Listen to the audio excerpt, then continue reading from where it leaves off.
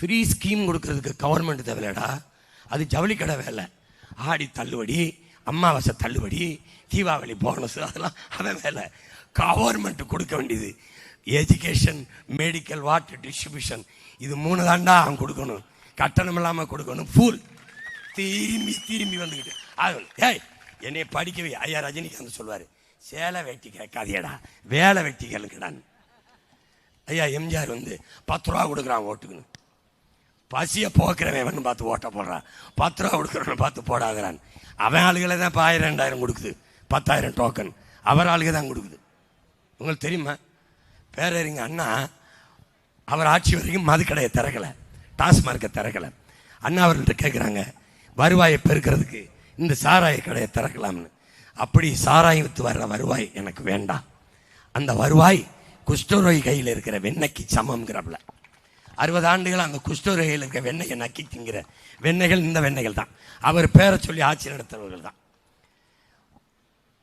நான் ஒரு அப்பேன், எனக்கு 5 பிள்ளைகளெல்லாம் கூப்பிட்டு, ஐயா குடும்பத்தை நடத்த காசு இல்லை, குடிச்சு கொஞ்சம் காசு தாங்க, குடிச்சிட்டு காசு தாங்கன்னு வாங்கி குடும்பத்தை நடத்தினா என்னை வேணாவது மதிப்பியா?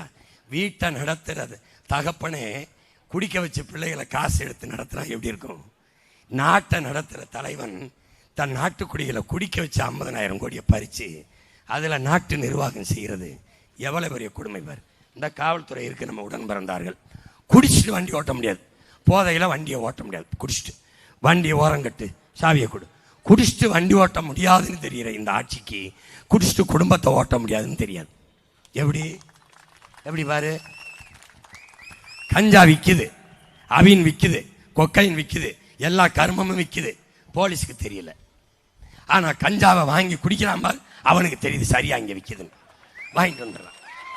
அது எப்படி ஒன்று விசித்திரமாக இருக்கும். குடிக்க போகும்போது நீ வண்டியில் போகலாம், குடிச்சிட்டு வண்டி ஓட்டக்கூடாது. அப்போ என்ன பண்ணுறது? விட்டுட்டு நடந்து போகிறதா, போதையில் உருண்டு போகிறதா? அப்போ என்ன செய்யணும்? ஒவ்வொரு டாஸ்மாக் கடையிலையும் 2 ஆம்புலன்ஸ் 3 ஆம்புலன்ஸ் வைக்கணும். மட்டையானவனே அட்ரஸை வாங்கிட்டு உள்ள அனுப்பணும். ஒரு ஆட்சி முறையில் ஒரு நுட்பத்தை சொல்கிறேன். குடிக்க போகும்போது எப்போ அட்ரஸ் கொடுத்து பாப்பா, ஒரு வேளை நீ மட்டை ஆச்சுன்னா குடிச்சிட்டு வண்டி ஓட்டக்கூடாது தம்பி, பைக்கை எங்கே விட்டு காலையில் வந்து எடுத்துக்க. அப்போ வண்டியில் ஏறி பாடு, வீட்டில் ஒன்றே இறக்கி விட்டுரும். அதே டாஸ்மார்க்னு வருது. இந்த கோழி சோடான்னு ஒரு படம் என் தம்பி விஜய் மில்ட்ட எடுத்துருந்தாப்புல. அதில் இமான் அண்ணாச்சி பேசுவாப்புல. குடிச்சிட்டாங்கன்னு பிடிச்சிட்டு வந்து காவல் நிலையத்தில் வச்சுருப்பாங்க. இதெல்லாம் என்ன, நீங்கள் நட்டத்தில் ஓடுற ஆவின் பாலையை டோர் டெலிவரி பண்ணுறீங்க, லாபத்தில் ஓடுற டாஸ்மார்க்கை மட்டும் டோர் டெலிவரி பண்ண மாட்டீங்களா? ஒரு ஆஃப், ஒரு குவார்ட்ரு அப்படின்னு எங்களுக்கு கொடுங்க. அந்த ஒரு குவார்ட்ரு ஆஃபோட ஒரு ஊறுகாயும் கொடுங்க. எப்படி போடுறோம் ஓட்டைன்னு பாருங்க மாப்பிள்ள. அது டாஸ்மார்க்குன்னு ஒரு படம், அதில் ஒரு வசனம் வரும், நல்லா எனக்கு ஞாபகம் இருக்கு பாரு. தம்பி, குடித்தா நாம தான் தள்ளாடுவோம், குடிக்கலைன்னா கவர்மெண்டே தள்ளாடிடும். இவங்க காசு. ஒரு நாள் ராத்திரியில் நள்ளிரவில் சரக்கு ஓடுது கேட்க நேரில். என் தம்பி போய் கடையை கொடியோட போய் முற்றுகிட்டாங்க. அங்கேருந்து அதிகாரி எடுக்கிறார், அண்ணே தம்பியில் கொஞ்சம் போக சொல்லுங்கண்ணே. என்னாச்சு? கடையை ராத்திரியில் ஓட்டுறதுக்கு விட மாட்டேங்கன்னு தடுக்கிறாங்க.